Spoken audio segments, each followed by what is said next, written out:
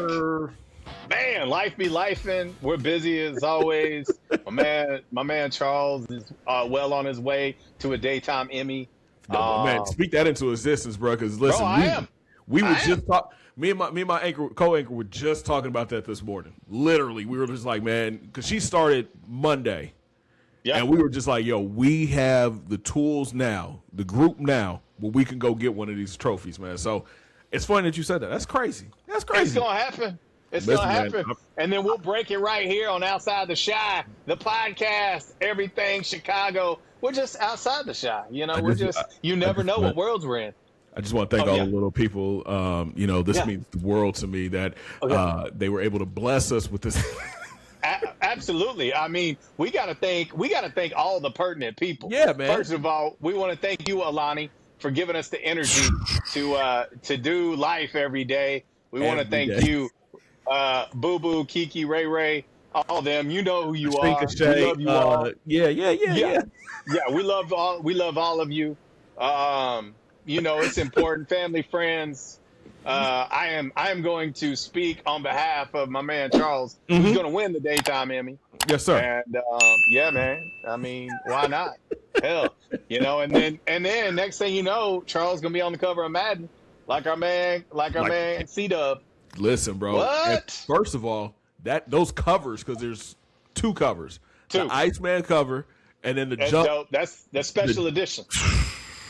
The Madden edition, baby. Come on, man. That one is so fire, bro. I was like, come on. But here's the thing, man. I'm a big gamer. You know this. I love playing Madden. College football is getting ready to drop here. We actually find out June 4th, which is tomorrow for us, all the new info about the games and everything. Yep. But I think it's dope, man, that, Caleb is starting to get some recognition, worldwide about like how exciting of a player that he truly is. Stuff that we as Bear fans kind of already know, right? So like last year, you had Saquon on the cover. He was doing that back jump, one of the most insane plays ever. Now you got Caleb doing the jump pass. It just, it's shining light on the Bears. I read somewhere, and it may not be true, but it could be true, that he's going to come in as a 90 overall in the game. Okay. That's what I heard. And obviously it can be adjusted. Oh yeah, it's definitely going to get adjusted throughout the season. with modern gameplay. Right. I go all the way back to the Super Nintendo or Nintendo and Atari. Like, bro, I pong, pang, pang. And so I always get Madden. I always get college football now that it's back. Yes, sir. I always get. I am a sports heavy guy. Yep. Sometimes do first person shooters. I don't play as much. I've got a PS5. It's still probably like new, but a lot of it is due to my schedule. Yeah, I get it. It's crazy. I do love it. I mean, MLB The Show is one of my favorite games as well. I do. I play a lot of sports one. I will tell you too, though, that I know that coming up, I don't think it's this year. I think it's going to drop next year. I've watched 79 trailers for it, but Halloween, the video game, which I'm a big Michael Myers guy. I'm a big horror movie guy.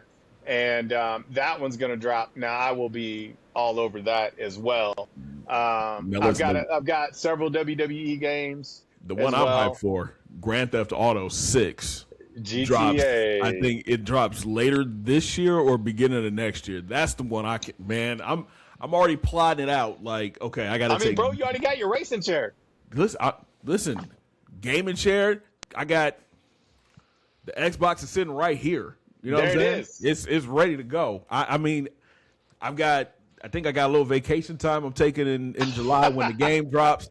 I'm just saying, like, I do this, man. I do this. But no, I think it's dope, man. Like, just seeing him on the cover, seeing those covers drop today, it was like, man, the Bears are finally getting some love. It's the first time. No.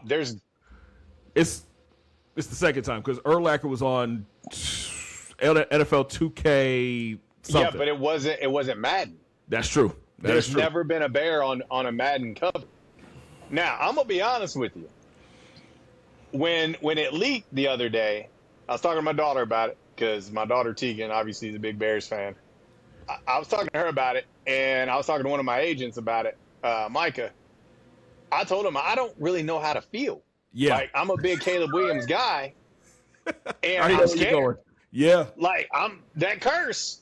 Yeah. Like Yeah. let's be honest. It's a thing. Saquon didn't have the year that he had the year before, and you think back to CMC when he was on the cover, he damn near died on the field. Like, for Arkansas fans out there, when Peyton Hillis was on the cover, like it hasn't really went well. I think TB12 won an MVP on the cover. I think Josh Allen was runner up the year Yeah. he was on the cover for MVP. So I Yeah. mean, obviously there's some things to it.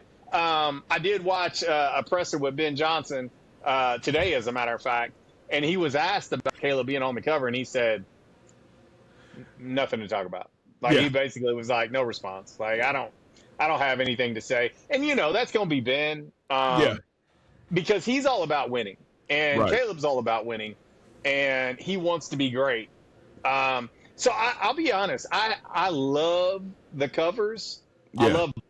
Obviously, one of them is a spinoff of Jordan.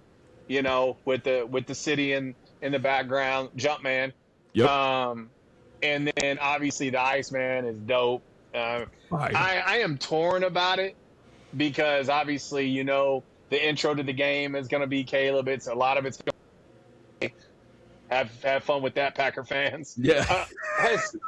Help me out with this, Charles. Has Jordan Love been on the cover of Madden? I think he has. No, I don't think he. I don't think he has. I don't think he has. Josh Jacobs hasn't either. Well, Josh, I don't. He was probably up for it, but he was in the clink, so he wasn't available for the photo shoot. Josh Jacobs was in the clink. You know what's funny, man? I got a real good friend, man, and it's crazy that I say this. He's a Packers fan, and he's actually a YouTube streamer, and he anytime like there's some Madden stuff that drops or college football stuff that drops, he makes like reaction videos for it, and he reacted to the new covers, and the thumbnail. I gotta send it to you. It's the Jordan cry face on one of them, and the other one is his face crying because it's a Bears jersey. I'm gonna tell you, Charles. Like, I was thinking back. Devin Hester wasn't on the cover. You think about guys that like Urlacher was not on the cover. I mean, he wasn't even on the cover of Madden. You think about some of the Bears greats, obviously since Madden has been a thing. Yep. No, it's crazy. So it's odd. And I'll be honest.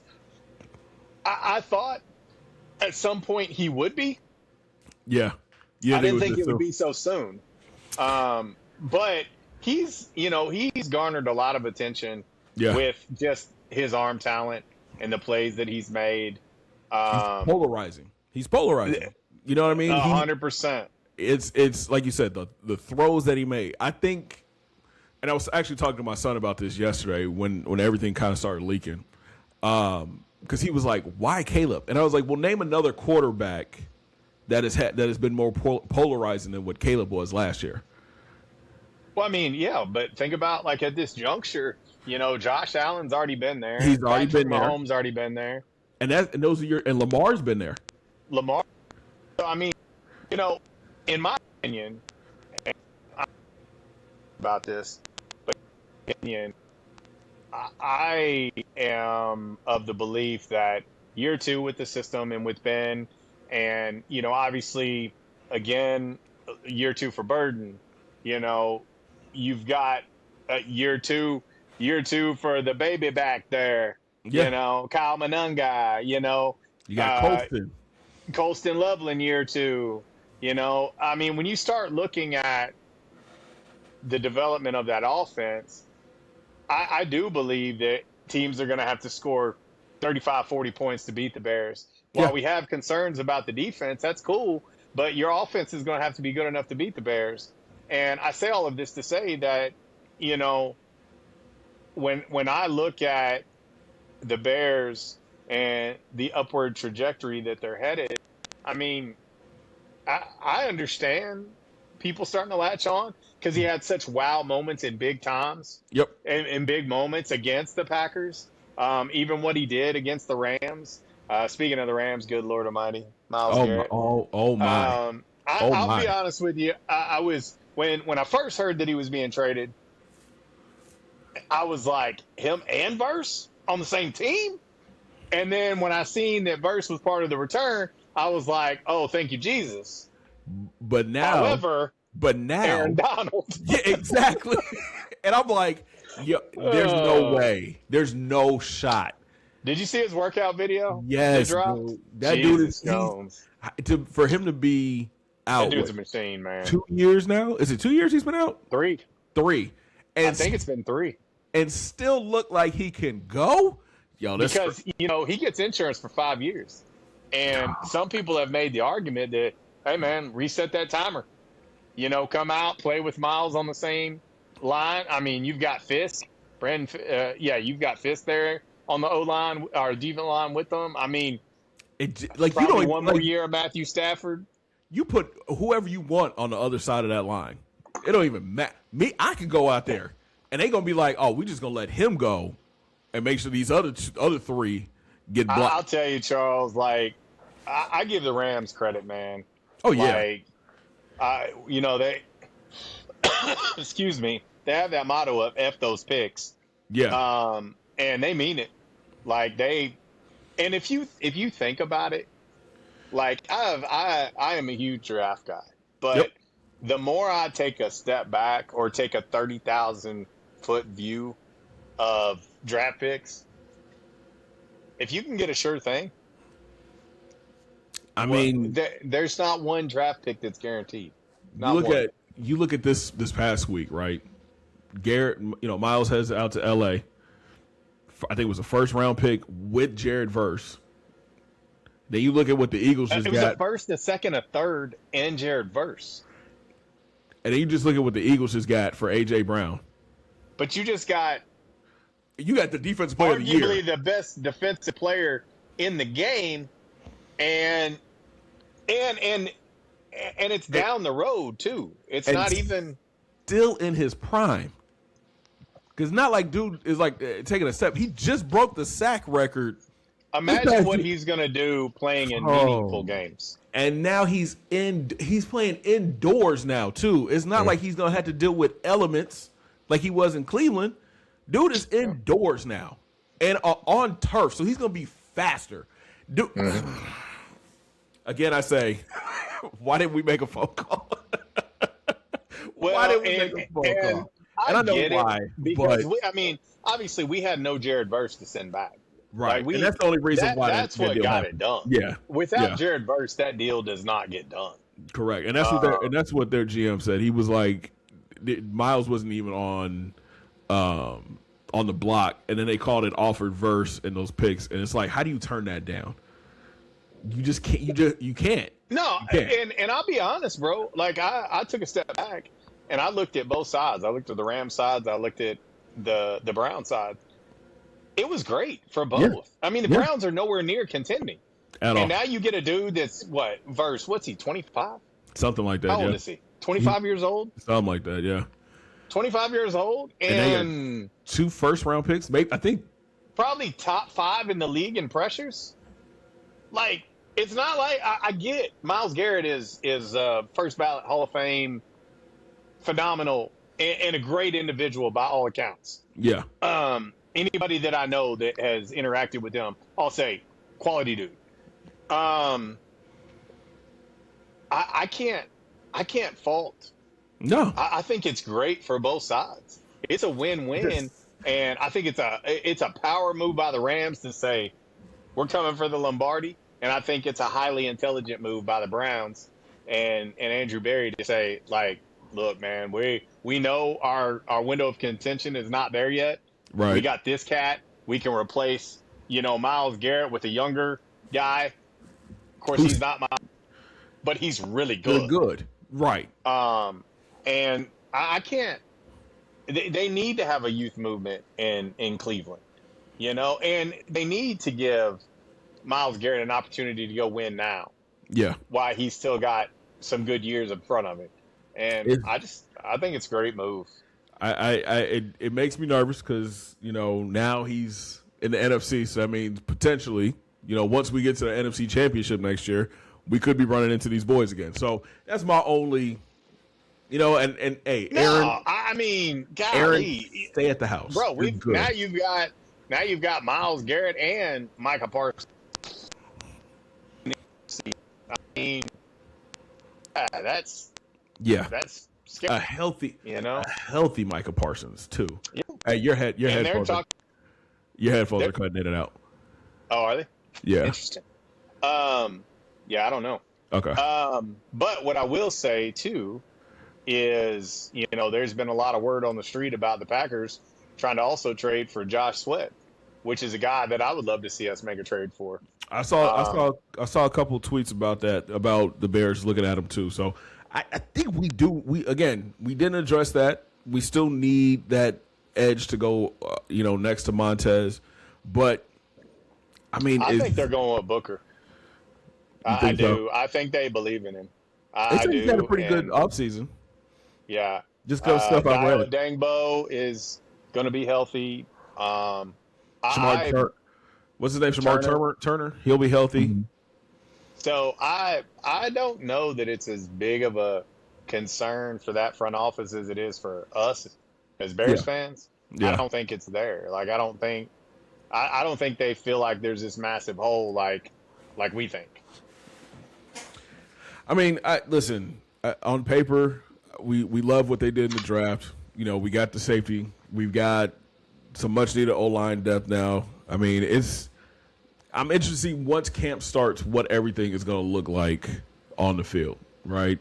Again, I think now more than ever, more eyes are on Chicago sports, right? And now you got Caleb on the cover. The Bulls have the 4th overall pick in the draft. They just picked up a new he's not a GM. He's executive, right? He's the executive now. The Bulls. Oh no! I mean, team president. And then obviously you've got GM selection made. Still no head coach. Yeah. I don't think. I'm not sure that we'll have a head coach before the draft. Which is crazy. Which is kind of wild when you think about it. Wild. I'll say this though: if it's due to Graham being thorough, and looking under every rock, turning every stone over, then cool. I'm good with it. You know what I mean? I am intrigued to see a different direction. Acme is over with, man, done with. Thank you, happy. Jesus. And man. to have 2 top 15 picks, this is the perfect time to have a new leadership in place, and I'm excited to see how this works out. I would say this, Charles, and I don't know where you stand on it, but when we look at the NBA and we look at the Bulls and the draft coming up, and this isn't a good free agent class, to be honest with you. At all. It's just really not. I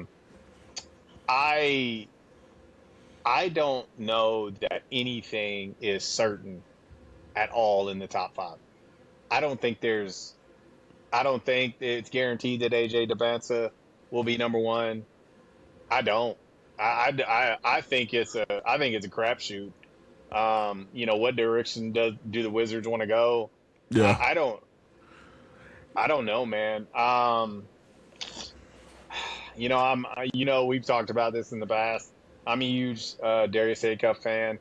But it's going to be hard to take him at 4. Yeah. Yeah. I'm looking at like that top. And he's not going to be there by the time we get to 15. No. But I love him. I him. I would love to have him. I do too. I think if you look at the top 4 picks, it's AJ, it's the kid from Kansas, it's Boozer, and it's the kid from North Carolina. Mm-hmm. Those are your top 4. But what order? Exactly. But here's how I look at it. With Washington, right? Why go to Bansa? You just got AD, you just got Trey, and then you still got a bunch of young pieces that are on the rise there, right? if anything, you go the kid from Kansas who's a scorer, and you get him, you put him at the 2, and you let him be that. Darren Peterson scares the hell out of me. I do. I agree. But he scares the hell out of me. He's talented. He's a talented kid. He can score. He can get his own bucket. But I think what we need to look out for, Utah has number 2, right? Is that the Bansa is that's where he's from. He played high school ball there. He played college ball there. Now the only thing that would kind of muck it up, Carlos Boozer works for the Jazz. Right. So he could be like, hey, my son and is that's right what here. I'm saying. You know, the first 4 picks is the Wizards, the Jazz, the Memphis, Grizzlies, the Bulls. You know, and for us, obviously living where we live, obviously we pay a lot of attention to the Grizzlies. Yep. You know, I go to Grizzly games when I can, and but I don't know where Bulls fans stand necessarily, but I'm not a huge Cam Boozer guy. See, I'd rather have Cam than Caleb Wilson. Really? Give me Cam. I think upside. I think coming in ready to play right now, Cam by far. Caleb, I think. But we're not ready to win anything right now. Like, seriously, we're not. And it's Graham's said as much. He's like, it's going to be a process. And I think the upside of Caleb is, and can we have another Caleb in Chicago? But the upside of him, the upside of him and the youth of him, and I think he's just scratched the surface. I think Cam Boozer is going to be that steady 15-8 guy. I think Caleb can be a star. Really? And yes, I do. I think he can be a star. I don't see that. I think Cam can be a lot like Carlos. You know, Carlos was not a wow guy, but he's that guy you love to have, a steady constant, a dude you can rely on, a pro's pro. I mean, obviously he has a great background. But I think Caleb can be a star. Like there are things that he does that reminds me of like KD a little bit.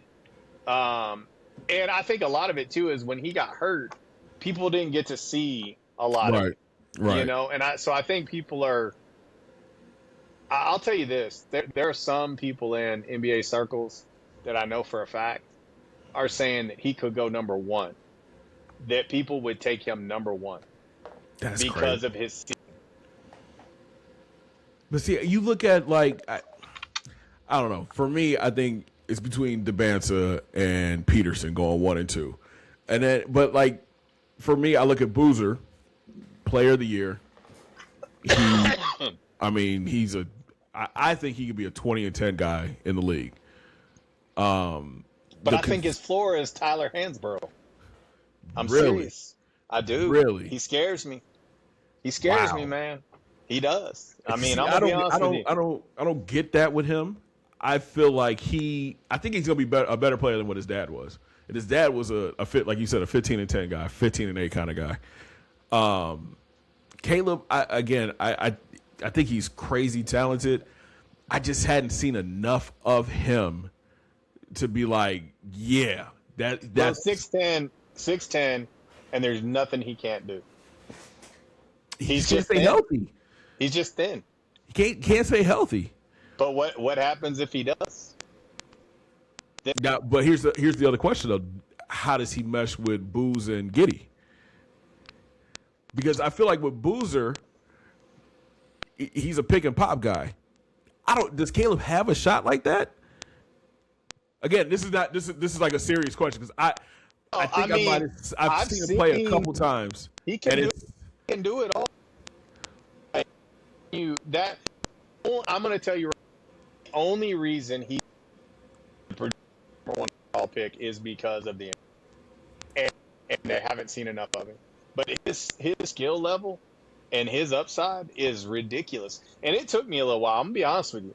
When I started seeing projection of Caleb Williams to the Bulls, or Caleb Wilson. 2 CWs. You see how many times that's going to mess up if And he that's is what a I'm about bull. to say. And see, that's the other reason he don't need to come there because people going to get him confused. See Will, see Will, see Will, see Will. But the more I've delved into him, and I'm telling you, man, I wouldn't be mad about it. And I'm a huge Darius Acuff guy. Yeah. I love Acuff, I and think we both I, are, though. and I'll say this. I mean, if we took him at 4, I wouldn't be mad. I just don't think we will. I just now, if we could trade back, maybe. There's going to be teams, that's what's going to be interesting to me, Charles, is with these 4 guys. Yep. And you think about game 1 of the NBA Finals is tonight. By the time this drops, it won't be tonight. But you look at that team, and you look at Wemby, who, when Wemby came in at 7'5" from France, and but he's so thin, and he's going to get hurt, and he can't play with these grown men. Wemby is the best player in the NBA. I don't give a shit what anybody says. It's disgusting what he's doing. Wemby is the best player in the NBA. I don't care what anyone says. And I'll say this. He is. But I want to take it one step further, and my point that I'm getting to is, look at Dylan Harper. Yeah. Dylan Harper is playing big minutes in huge games, in huge moments. And is he still a rookie? And does he make some mistakes? And is he loose with the basketball sometimes? Yes, he is. But Dylan Harper, again, you look back at the last draft class, this class is going to be better. But you got guys like Dylan Harper coming in, because everybody wants to talk about Ace Bailey, and look at him. And again, he made me nervous, like Darren Peterson makes me nervous, in that, Ace wouldn't work out for nobody. And he fell. He fell in the draft. And there were a lot of people that thought Ace was better than Dylan. And I was like, absolutely not. Dylan Harper is the better player. Yeah. And again, you look at him, and he looks like a veteran. I mean, he's playing huge minutes, and he will play huge minutes in this NBA Finals against the Knicks. I'm just saying, bro, like, for us, the argument that I will have to not trade back is the ping pong balls were conducts. And the way the lottery is going to be set up moving forward is not going to be the same. And so to get a top 4 pick with these 4 guys, you got to pick one. You got to take one. My only thing is what do the Wizards, the Jazz, the Grizzlies, who's their love affair? So because let me ask these you guys all do. Let me ask you this. Okay. Say Peterson falls to 4. Jesus, Jones. Don't make me do this. I'm about to pour this whole cup of water on my face. Say Peterson falls to 4. What do you do? Because he's drawing crazy comparisons. Like, people are like, this dude is going to be an elite scorer in the league. Well, he's a part-time player. I question his heart. I do. I don't question his talent. The dude is talented, but if you'll remember this, Charles, and I know you do, I don't remember who was originally credited with the saying, but the best ability is availability. Yep. Right? And as a Kansas Jayhawk, he was not readily available. Okay, so here's my pushback on that, right? He knew he was one and done. Then why'd you go? He had to. No, he didn't. Go overseas. Okay, but was overseas going to pay him what he just got paid at Kansas? That's not my problem. I mean, if you're going to have, like, he shouldn't have been paid. Like, seriously. Like, what Kansas paid him, and I don't know what it is. I'm sure it was 7 figures. But he shouldn't have been paid because he was never available. Like, how many games has he played in his Kansas career? Do you know? Because I don't. I don't. All I know is I heard way more Darren Peterson's not playing tonight than he was playing. He played in 24 games in his freshman year. He missed Okay. 11 throughout the year due to lower body injuries, including persistent cramping, hamstring issues, and ankle What injury. kind of cramping was that? Did he need some Midol? Did he need? I mean, So wait. did he need some products? If he falls to 4, And last time I checked, that's in the lower body too. if he falls to 4, you're passing. It depends who's there, man. If it's just these 4, if we know Boozer's gone, DeBanson's gone, and Wilson's gone, Yep. I trade back. They said high end comparison. I'm gonna tell you right now. Okay. I'm gonna put this one on you. Are you ready? Let's go. And I want to see your response. You ready? Let's go. Peterson falls to 4. Would you take Peterson or Acuff? Ooh. I'll wait. Ooh. It's Okay. an easy freaking answer for me. So I trust Acuff, who played his ass off, and I'm yes. nowhere near an Arkansas fan whatsoever. So, but I love Darius Acuff. We've had this conversation, right? Who you taking though? If you Come on, land the plane. If you take Acuff, what do you do with Giddey? You take the ball out of Giddey. Move him off ball. But now you're taking the ball out of his hand when he doesn't. Hey, Josh does not have even better, Charles. Trade his ass. Okay, so if that's on the table, I'm fine with that. If I want Giddey traded if we get Acuff. If trading Josh is an option, you take Acuff. Okay, that's what I would do. I would get rid of Josh because for me it feels like if your family was on the line. If your family was on the line, Acuff, and you got to pick between Acuff and Peterson to save your family, Acuff. I'm picking Darius Acuff every day because I think he's going to show up with no legs. He's going to be nubbing. And Darren Peterson's going to be like, oh, man, I'm having them cramps in the lower region. You know what I mean? Like, I got them cramps going. Cramps? Cramps. You making 7 figures in college basketball, and you got cramps. So here's my thing. Man. He is an elite scorer. Darren Peterson's an elite scorer. I love Acuff. Charles, how much can you score from the bench? Listen, hold on. Let me see. You got to shoot yours off. Let me get mine off real quick. Peterson is an elite scorer. I would go with Acuff because I've seen more of Acuff in a tougher situation in the SEC, and he willed that team to victory. But my only concern is if the Bulls, who just paid Josh has got a fat contract, right?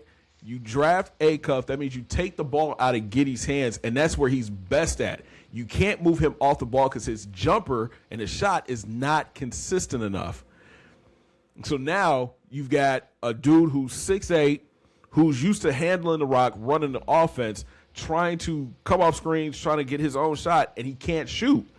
So do you move Acuff to the 2, allow Josh to run the point, but now you take the ball out of Acuff's hand? That's my only concern. You draft Peterson, you know he can score from anywhere on the floor, and he doesn't need to have the ball in his hands all the time like the other 2 do. That's my only concern. That's it. But like you said, family on the line. I'm going with Acuff. The dude's a monster. He's a killer. I just don't know where Giddey fits in with that team if they take him. Okay, we both agree that this is a terrible free agent class. Awful. It's awful. Okay, if you don't get us, look. So you put you Giddey. Listen to me. I've got the perfect scenario for you. Okay, if you put Giddey on the trade block, there's going to be a team that wants him. There's going to be multiple teams that want him that have a need. Okay. Yeah. And especially when this is a terrible free agent class. Terrible. Okay? So here's where I'm gonna tell you. Here's my scenario and tell me if you like it. Okay. Trade Giddey. Okay? Get you some compensation for next year. Okay, because this is a slow burn, slow build. Graham has said as much. And then Acuff, if you were to take Acuff, now this is in the scenario that we're left with Darren Peterson. Yeah. If you could trade back, Okay. If you're sitting there and Darren Peterson's there and you don't want him, and there's going to be some team blowing up your phone that wants him, willing to take it. And also, too, think about it, bro. We're trying to build a whole new culture. We're trying to build from the ground up. Do you want somebody who has shown he's got cramps, he can't play? That's not exactly the building block that you want on a team that you're trying to build from the ground up. So say that's the case, and you can trade back, depending how far you trade back, you could still get Acuff. I think Acuff's going to go in the top 10 still, maybe even top 8. He might go 5. You don't want to go too far back, okay? And I would be fine with passing Peterson and taking Acuff. But say we get Acuff, then we go and address, the 5 at 15, right? And sign AR-15 in free agency. Now you've got Acuff at the point. You've got Reeves at the 2. Okay? Acuff running point, Reeves at 2, Booz at 3. You put Booz at 3, and then Buzelis at 3, or do 2, 3, swap them. But you got Buzelis, AR-15, Darius Acuff, and with your 15th pick, you pick a 5. You go for somebody in the 4 or 5 spot. I'm not mad at it. My thing is, are we? I honestly think AR-15 is going to go back to LA. Because that's what I was just getting ready to ask. It's because LeBron's going to be gone. Is Reeves? I think we all know he's not going back to LA. I know we're looking at Reeves as he went crazy the past couple years, but is that just because of who he's playing with? And I love Austin. I think I great guy. I don't think that's the case. I really don't. Because if you look at the time that Bron has missed, and you look at the time that Luka has missed, AR-15's been the same dude the whole time. And yeah, he got hurt. He was out. But I don't think it's a mirage, man. I don't think it's a product of playing with Luka and LeBron. I don't. You watch that dude get his shots. I don't, man. I think he's I don't think he's a 1. Yeah. I think he's a 2, meaning star power. Somebody with him. I don't. Yes, and I think Acuff's going to be a star. I think Darius Acuff's going to be a star. I think we agree on that. So I'm looking at. But imagine having that youthful Acuff, AR-15, Modest Buzelis. Like, you start building a nice little foundational pieces of young guys now. And then the thing about AR-15 is he's played meaningful games. Yeah. He's now a veteran. He knows how to win. But he's not old.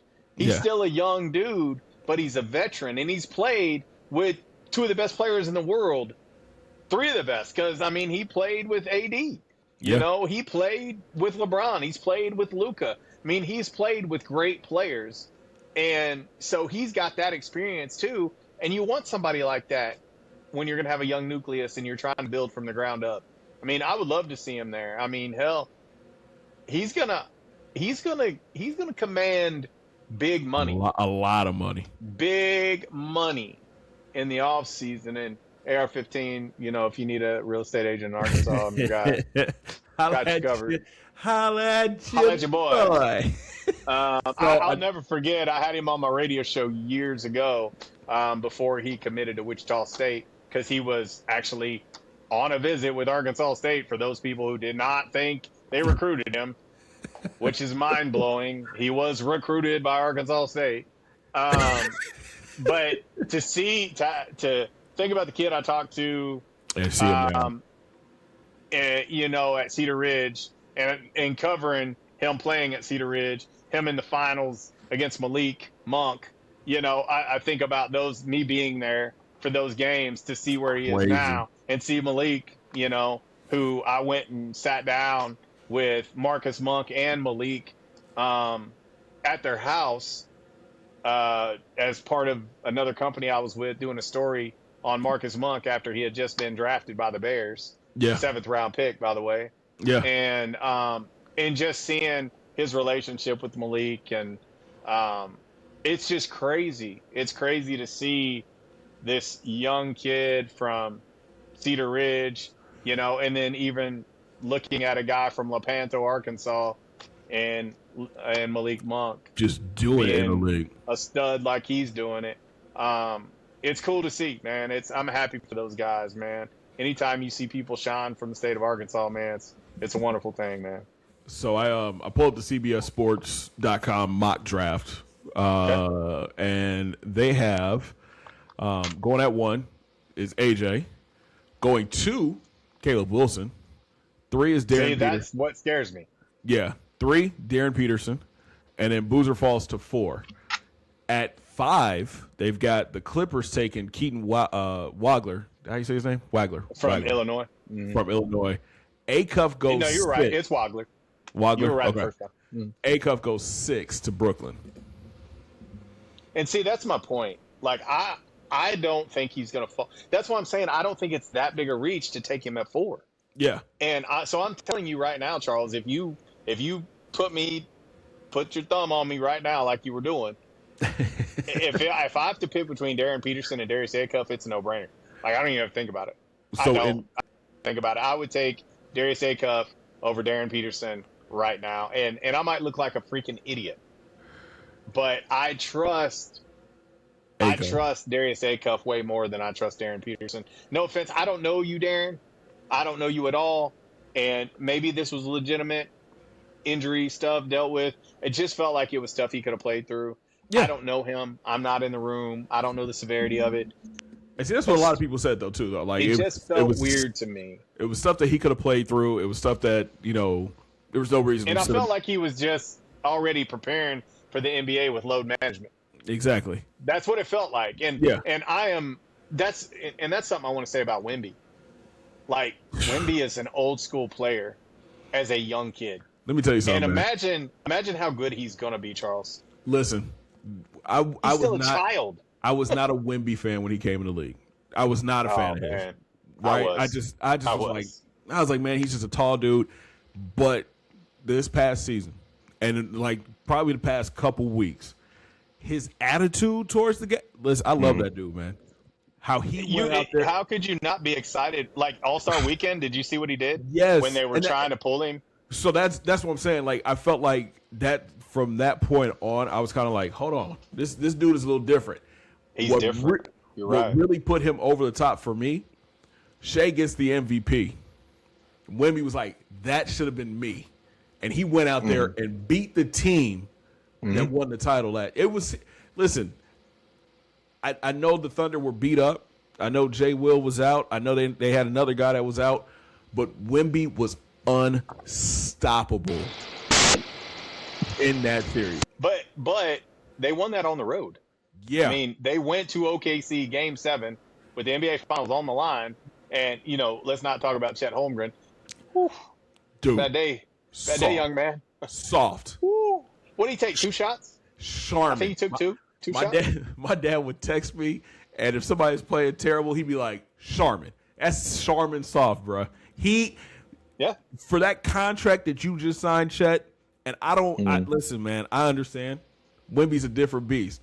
But to play the way that you played and make oh my God. Ooh, I mean, nasty. To play the way that you played and the money that you're making, sir, you need to go holler at the Wizard of Oz and get some heart, because that was terrible. Bro, terrible. That was a bad look. So, obviously, we've talked and the Madden cover. I have mixed emotions still. Obviously, I'm going to buy it first day. Hard copy. Hard copy. Okay, so I got to get the hard copy, but I'm telling you right now, I'm an EA member, so I'm going to get the game 7 days before it officially drops. I normally get it. I am too. I normally get the early release, but I got to have the hard copy. Facts, I do since too. It is Caleb. I do too. Matter of fact, I'll probably I bought my daughter a PS5, I don't know, a year or so ago.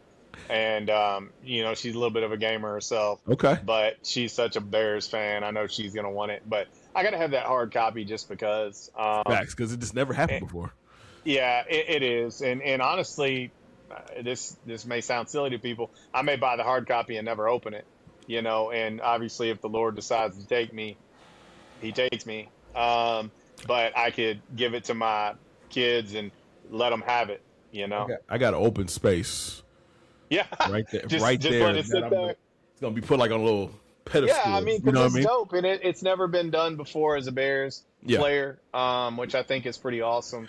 The only thing we really haven't touched on, we know the Oh, Bulls but the Cubs are. I will tell you, today is Wednesday, June 3rd. So whatever day we put this out, I just want to speak on it so you realize where we're at and what day it is. I watched the game last night, and I watch every game. Um, it was lifeless from the Northsiders. You lose to the Oakland A's at home 2-1. You give Jamison Tyon credit.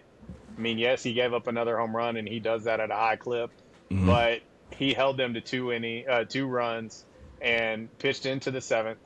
And you cannot muster. You get first and second with no outs in the bottom of the ninth with your 3, 4, and 5 hole hitters up, and you muster nothing. You muster, like, I am so irritated with this team right now and the lack of heart. And the problem with the Cubs, and they've had a 2-10 game winning streaks. They've had a 10-game losing streak. They won 15 in a row at Wrigley. They have now lost 7 in a row at Wrigley for the record, as of today, June 3rd. 7 in a row at home, and which is just not acceptable. But the problem with this Cubs team is, again, in the offseason, they did not go out and address having a bopper in the middle of the lineup. You don't have anybody who scares you at the plate that's going to go bombsy. You don't have that. And you've got a team full of base hitters who occasionally are going to hit home runs. yeah. And when they're not hitting, and here's what's wild about the Cubs, they're all not hitting at the same time. Like, all of them across the board. Michael Busch has been decent. PCA has started to find his swing a little bit. Bregman, meh, but again, looked terrible last night in big moments. This is the guy that got paid $175 million in the offseason, and he has been average at best at third base, and he has not swung consistently for shit in that order. And where I get really frustrated is you've got Kevin Alcantara up. He has started the last 2 games. But again, yesterday he gets pulled. He gets 2 at bats and he gets pulled. And you call up Pedro Ramirez, who all he did since he called up and he got his at bats is hit everything hard. He's hit everything hard. Last night you pinch hit for Dansby Swanson and you pinch hit with Mo Ballard. I don't understand that, because say you tie the game and it goes to extras. Well, Right. Are you going to put Pedro at second and move Nico to short?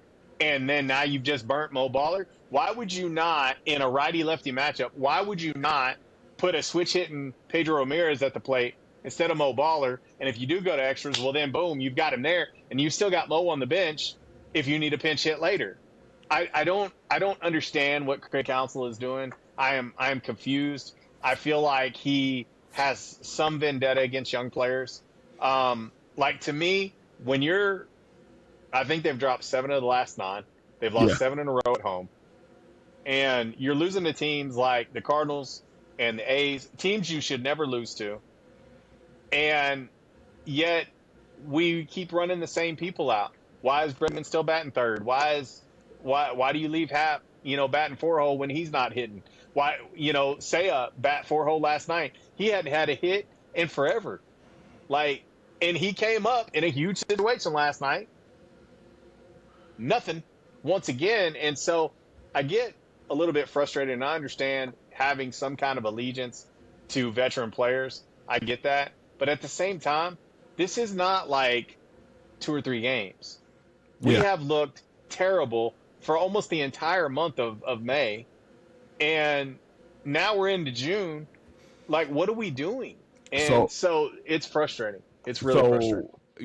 It's hard for me to catch games just because of what my schedule is and everything, but I try to stay up to date as possible. What threw me off, and you can help me out with this, and we don't really talk about the White Sox. We don't, because and by the way, baller. credit to the White Sox. doing their thing right now. Young core, zero expectations. Took 2 out of 3 from the Cubs. The Southsiders are playing really good baseball and are ahead of schedule. I'm gonna give them all the credit in the world. I'm happy for their fan base, even though I don't like the White Sox whatsoever. But But that's what I'm not gonna hate on them when the reality of it is they're definitely the best team in Chicago right now in baseball. They are playing better than the Cubs. It's not even close right now. Now, that's not to say it's going to stay that way. And 162 games is a long-ass season. And the Cubs should right the ship. You're going to get Matthew Boyd back. You're going to get Edward Cabrera back. And that's going to help. But that doesn't change the fact that we cannot hit for shit. Because I look at that series, right? You win the first game, and then you go on. That's when they go on their 10-game losing streak. That's and I feel like that series, you got to win that series. That's you circle that, and you're like, hey, we got to win this, especially as we get a homestand against two top teams in baseball. We got Milwaukee coming to town, and we got Houston coming into town. You got to play your best baseball against those two squads, right? Which Houston is having a struggle. Like they're not even good this year, and we can't beat them. And then you have an A's team who came in, dropped 7 of 9 themselves, and they take game 1 from us. We managed one run, Charles. Yeah. With that lineup, it's just not acceptable. Like some dudes need days off. Dansby, sit the bench. Seiya, sit the bench. I mean, my God, put Pedro at second, put Alcantara at Alcantara in right field, a DH Mo baller. Like, when's the last time Matt Shaw played? But that's what I'm saying. He's not done anything to deserve to never play. So let's go back. What is that? A week and a half ago, May 26th, we took on Pittsburgh at Pittsburgh and lost 12-1. I know. What is that? What is that? Like, we talked about it coming into the season, man.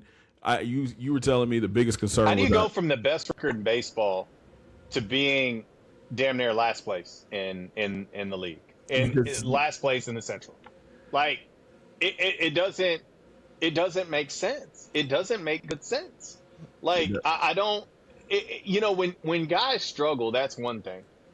When the entire lineup, top to bottom, struggles, that's another. And so, to me, tough times mean tough decisions.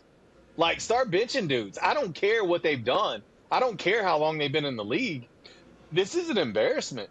And if this team does not win the division, somebody's got to be fired. 6.5 back. They are 3-7 in their last 10. Runs scored 285 against runs against 267. 2-game losing streak. 14-17 away from home. 18-12 at the crib. This team is too good to have. And see, here's the thing, Charles. When they won 15 in a row at Wrigley, they were. Let's see. They've now dropped 7. Yeah, they were 18-5 at Wrigley at one point. And they've now dropped 7 in a row at home. They were 18-5. 18-12 at the crib. That's come on, man. And I agree with you. Like, if they don't win the division, somebody's got to go. Mm-hmm. Somebody's got to go. And no, you can't, like, and I'm gonna say this, like, the players gotta make adjustments. The players gotta change, right? Like, they've got to. The players are the only ones who can right this ship.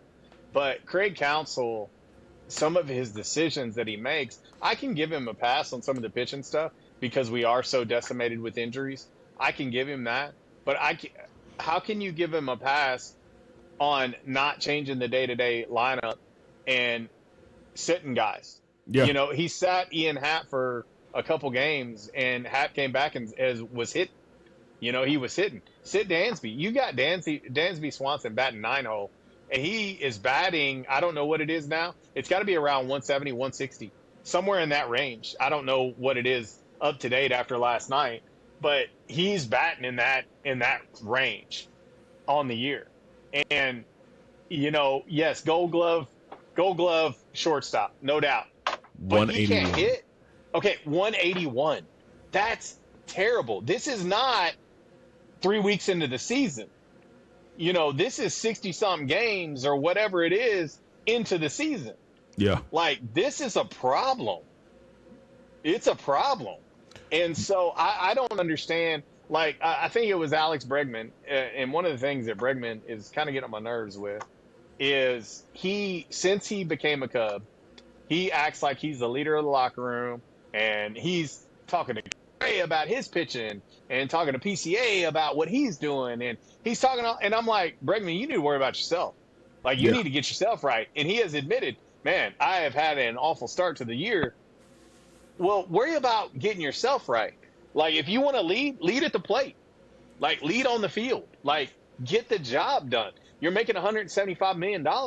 Like, get the job done. And I'm just frustrated, man. I'm frustrated at the same old antics day in, day out, man. Carson Kelly leads the team batting 283. Bregman is batting 255. Nico is at 254. PCA is at 242. So, I mean, they don't even have anybody batting over 300 right now, bro. So think about this. The Southsiders, the Sox, are likely going to have 3 All-Stars. Okay? They're likely going to have 3 All-Stars. Worst case, 2. We are going to struggle to have 1, and you've got to have 1 because every team has to be included. Yep. And at this point, it's Ben Brown. Who had that on their bingo card to start the season? A dude that we had coming out of the bullpen. He has been our most reliable pitcher. That's and crazy. He's pitching his ass off. And right now, he's got to be – him and Carson Kelly would be the only 2 at this juncture today that you could say could be an all-star. That's it. No one else. And I'm going to say this too. I love PCA to death. I love his energy, man. I love how hard he plays the game. But I am getting a little bit tired of the antics. Like, I'm getting tired of him slinging his bat and dropping the F-bomb and all those things every time he pops out, strikes out, whatever, and then comes back in hindsight, oh, man, I got to do better. Kids are looking up to me, yada, yada. Well, bro, then quit. Quit doing that stuff. Like, he does it every single game. And I understand it, man. I'm a hot-tempered dude. And when I played sports, I was the same way. But bro, you're on a you're on a huge stage. Facts. Like and a lot of it is starting to look like temper tantrums. It's starting to look like little kid shit. And and then obviously the exchange he had with the White Sox fan, the lady saying what he said to her. Like he said, I regret what I said. I don't regret doing it. I just regret my choice of words. And I understand that. I get that from him because it is a rivalry and fans do say some terrible, terrible things. But he's got to know that there's always a camera on you. All and eyes he even on said you. it. I seen it. I seen the camera. I knew it. I just he just regretted his choice of words. But I need these guys are better at what they're putting out there. Like, they are. Almost like it's contagious. We need it to shift. Like, we need some dudes to become – because right now, it's a hot game. Like, and it's tough. It's a tough – because I feel like I'm watching Tannic every – it's like, but guess what? We're going to run right into it again. And Craig Counsell is the captain. He is old El Capitan, and it's like, what are we doing, man? Listen, man, I just pulled up. Be glad you're sleeping. Listen, man, I just pulled up the White Sox record. They're 33-29, so they got a game better than the Cubs do right now. 100%. And it's crazy, man. It's crazy. And again, I don't get to see the game, so that's why I don't talk too much about it. But like when I catch the highlights and all that stuff, I'm just like, we gave up 11 runs and only scored one or whatever that was, and then we lose to the White Sox, and then I work with a bunch of Cardinal fans, and the amount of trash talk that I got from them after that series, I'm like, hey man, what are we doing out here? And then to lose to the A's the other night, that's crazy too. So hopefully, man, listen, like you said, we still got over 100 games left. They got to find a way to turn this around. You're muted. I guess that would help. I muted myself while I was coughing. If you look at the schedule is super favorable. The amount of games at Wrigley, the opponents. You're looking at playing the A's, you're playing San Francisco. You're playing San Francisco, I think, twice. Mm-hmm. You got the Colorado Rockies coming up. Like, you've got a very favorable schedule. And, like, the next 15 games are, like, you should, like, honestly, like, you should win 10 of the next 15, if not 12 of the next 15. You should. Like, you should. And I don't know where the team that had had 2 10-game winning streaks is gone. I don't know where that team's at. So it's wild to me. I've never seen anything like this. We've got the series with the A's right now. The Giants are up next, starting June 5th. 3-game series there. Then we head to Denver, take on the Rockies June 9th through the 11th.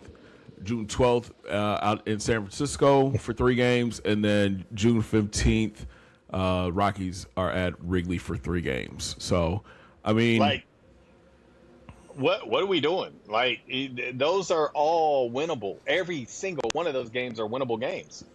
And I'm going to tell you, like, I realize it's the first week of June, and it might be wild to say right now, but this could determine the season. Yeah. This stretch, because if you can't win now, like, if you can't beat these teams, whew, because if we're gonna keep falling out, already 6.5 out of first. These next couple weeks could bury you, and we could be getting to the trade deadline and saying, you know what, we're not buyers, we're sellers. Yes, sir. Here you go. Yep. Here you go. Right after that Rockies game, that Rockies series, June 15th, Toronto comes to town. Then we head out on the road to take on the Mets. Got the Brewers at the end of the month. And then you go into San Diego and the Cardinals for 4th of July weekend. So, it's man. It's not pretty right now, bro, but like you said, they've got a chance to kind of turn it around with what the schedule is shaping up to be. Yeah, no, and that's, brother, I am just absolutely I've not been this disappointed in a while. We came into this season as the favorite to win the Central, had the best record in baseball, 2 10-game winning streaks. Didn't like the way the season ended last year. I was at Wrigley, for game 3 and 4, and then you go up to Milwaukee and you lose. I just had high expectations. I don't know. Like, the signing of Alex Bregman right now does not look very good. Right. You could have had Matt Shaw playing every day and see what he's about. The kid's not playing at all. They're not playing him at all. And honestly, last year he was playing gold glove caliber third base. Like, his defense was phenomenal. And the only problem he had is he couldn't hit. But again, Bregman's not hitting. He's gotten incrementally better, but even in big situations, he's coming up empty. So why not give some of these guys who are veterans that are struggling so mightily, why not give them a day or 2 off and, sit Alex Bregman and put Matt Shaw at third, sit Dansby Swanson and put Pedro at short, move Nico over to short, put Pedro at second, bench Seiya and put Kevin Alcantara out there and right. Why not mix this up? Michael Conforto, He's come up with big home runs at big times and is playing pretty well. Hell, DH him if you don't want to DH Mo Baller. I mean, something's got to give. Even Alex Bregman said it. The definition of insanity is doing the same thing over and over again and expecting a different result. He's right, and I hope he's taking his own words. But it's frustrating as a fan. I get it. It's not like these guys don't want to hit. It's not like these guys don't think they can hit. But you can't tell me that this is not becoming a serious concern. I'm just with this body of work. It's got to be concerning. I'm just looking at numbers right now. Ian Happ has 82 strikeouts this season. It's unbelievable. The amount of times he's striking out is unbelievable. PCA has 64. And he's played every game. That's wow. 82 is crazy. In 57 games, 82 strikeouts. Yeah, no, I mean he's striking out at a very high rate. 13 home runs, 31 RBIs on the season so far. Mm-hmm. So, man, I just, I want to say it's still early, but like you said, 60 games in, this next stretch, man, they got to figure this out. I think it's going to decide where this team is when the deadline comes around. I mean, this next month and a half is going to tell us. And I am highly with where the team is right now. I am highly concerned, and I don't have any reason to believe that it's going to change either. Yeah, we need, because they're not showing signs of life. Last night, I felt like the Sunday night baseball game, the loss to the Cardinals on Sunday night baseball was very ho hum. They didn't show any fight whatsoever. They didn't show any energy in that game. And it's just I don't know. I don't know at this juncture. It's tough. But anyway, my man, we got another one in the books. Yes, sir. OTC. We back. Outside the Shy. We got it. We did it. We've talked even a little White Sox. We've talked some Cubs. Now I can see out the comments asking about the White Sox all the time, man. We got a little bit in there. We sprinkled them in there for y'all, all right? And I'm not opposed to it, man. I'm not. Neither you nor I are White Sox fans, but man, I got to give respect where respect is due. Yeah. And, man, they're playing incredible. They're a fun team to watch too. Man, they're fun. They are fun to watch. What a young nucleus they have, and they've got more arms coming. They're going to be a problem. Like, honestly, this next month and a half is big for them because the AL is so bad that they're liable to be in the hunt for the Central in the American League. And hell, who's to say they can't get a wild card? And so who's to say they might not be buyers at the deadline?